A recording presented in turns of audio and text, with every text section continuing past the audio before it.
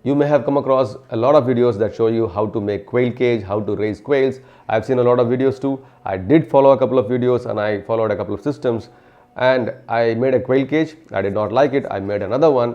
But with each passing project, I realized that there is scope for great improvements. Even the creators who published the original videos may have come up with better plans and ideas, but we don't get to watch those videos because of the popularity in terms of search, or I don't know, whatever reason. So the idea I've got now is to make a series of videos and put it in a separate playlist.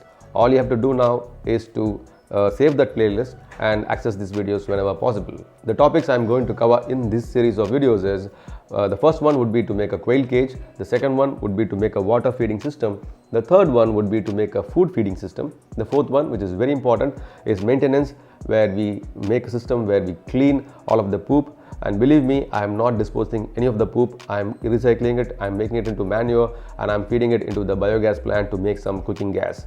The fifth one would be to make an incubator and raise your own chicks. The sixth one will be to make a brooder where you can raise baby chicks, baby quail chicks, and you can reduce the mortality rate like a big time. So let's get into the subject of this video, which is to make a quail cage.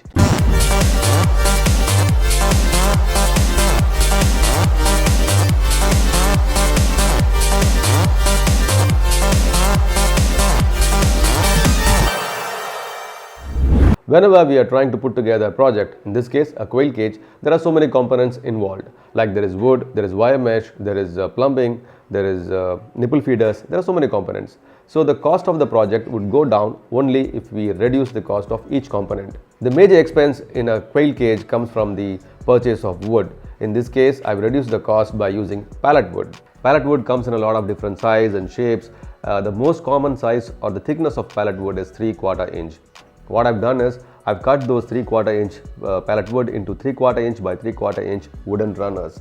I do have a lot of power tools and I don't see a reason why I should not be using them, but if you don't have them, I think an average person might not have all of those power tools. So this is the only part where you might need to take help from someone and get this into this square runners, which is like 3/4 inch by 3/4 inch. I've cut these runners into 3/4 inch by 3/4 inch in size, and that's because I found the pallets to be about 3/4 inch in thickness. If you find pallets that are 1 inch in thickness, go for 1 inch by 1 inch. All I'm trying to say is keep all of the sides equal. This way, assembling the cage, you don't need to have complex mathematical calculations happening in your head. So you can assemble this cage in half a day's time, and most of the pieces, they simply come together once done. The wood plank was placed vertically and the fence was set. This way, when I start cutting these planks, the runners would be squared. Not 100%, but for this project, this method will do. The size of each plank is about 4 inches and we can cut about 5 runners with each plank. Sometimes the runners will break midway through. It's pallet wood and it might have some holes or dents that do this.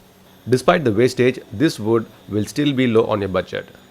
The stock for building the cage is ready. Next step is cutting these pieces to length. The overall dimension of the cage is 36 inches in length, the width is 18 inches, and the height will vary in the front as well as in the back. This would give a slanting base. One thing to note is there will be some parts that fit in within the frame and the size have to be cut accordingly. I just use a few spare pieces to make this mark and it works. Having clamps like these helps. They are cheap and come in handy in a lot of household projects. For the frames of even size, I place them above each other, make sure they match and then nail them. Giving out the dimensions of all of these parts would be time consuming, it will be confusing, so I'm going to leave all of that in the description below. What I'm going to do now is to give you an overview as to what these frames are and what their role is going to be when we put the complete structure together. We have a pair of frames that are going to form the sides. You can see that one of the sides is shorter than the other side, and when you assemble it, it is going to have this kind of a slant. This slant is made so that the eggs can roll out. So we have two of those. These two frames will form the back and the front. Notice that these are of the same size, but then the front is going to be much larger. But when we fit this, there is going to be a small gap where the eggs can roll out. Next, we have 3 more frames. One is going to become the top, one is going to become the bottom, and the last tray is going to be the tray where all of the droppings and the poop is going to get collected. Now, this bottom frame is same in terms of the length, which is 3 feet, but when it comes to the width, it's slightly larger than the top and the bottom frame, because this is going to protrude out of the cage, and this is where the eggs are going to roll out and get collected.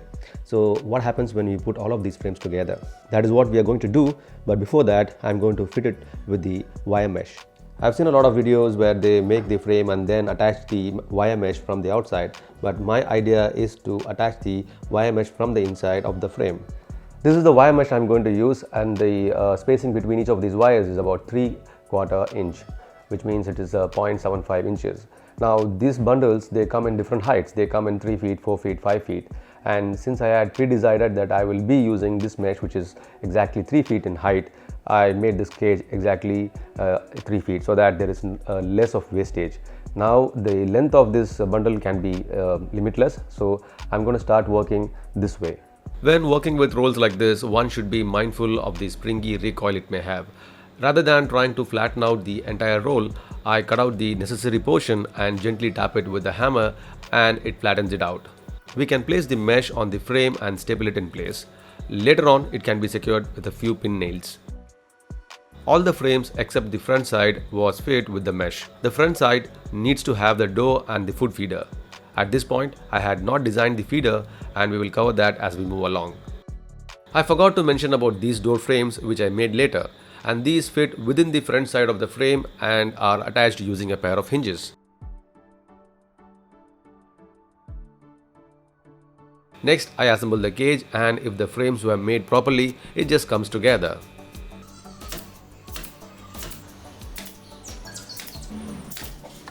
The frame that holds the poop collection trays have not been attached yet.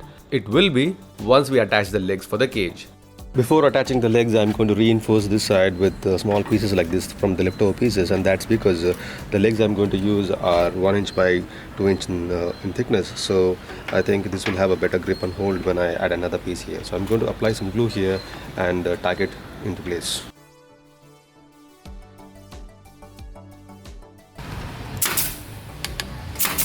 While doing this, I also added a stopper on the egg rollout tray, and the poop tray was simply placed on the legs using supports.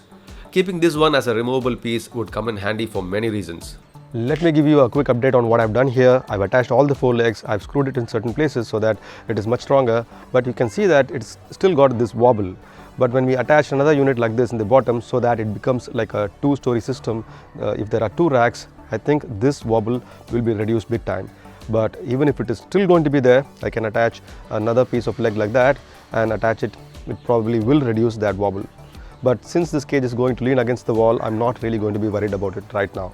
The structure of the cage is almost complete except for the mesh that goes in the front door. I haven't added it yet because I need a way to access the interior to add watering system and the feeding system. I do understand that this is a door, but even then it is still going to come in the way of the work. So I'm going to add the mesh for the last. When we started off building this cage, each of these wooden pieces were about 3/4 inch in size, but when we finish it, each of these sides will have almost 1.5 inches in thickness, which is quite good enough for a cage that holds quails. I would personally say making a quail cage with this system was much easier compared to the cages that I built before. One of the reasons is I was using 3/4 inch square wooden pieces, and calculations become really easy. So I don't have to do complex mathematical calculations. All I have to do is make sure that each of these parts fit together, and it just works fine. The cage is almost complete, so I'm moving on to making the water feeding system. So I'm going to attach the water feeding system, the nipple feeder, from both the sides of the cage, and that's what we are going to do next. I will be posting another detailed video on this process, but let me give you a quick overview. I'm using 3/4 inch PVC pipes and a host of connectors to deliver water. The main component is this nipple feeder. After the dry fit, I marked the placement for the nipple feeder, then holes were made and these feeders can be screwed in place. I need to make holes on the mesh, but that will be for later. Next, we can make the food feeder. I made the template on a chart and transferred it onto a 1 mm aluminum sheet. This shape was cut out and it was bent into this shape.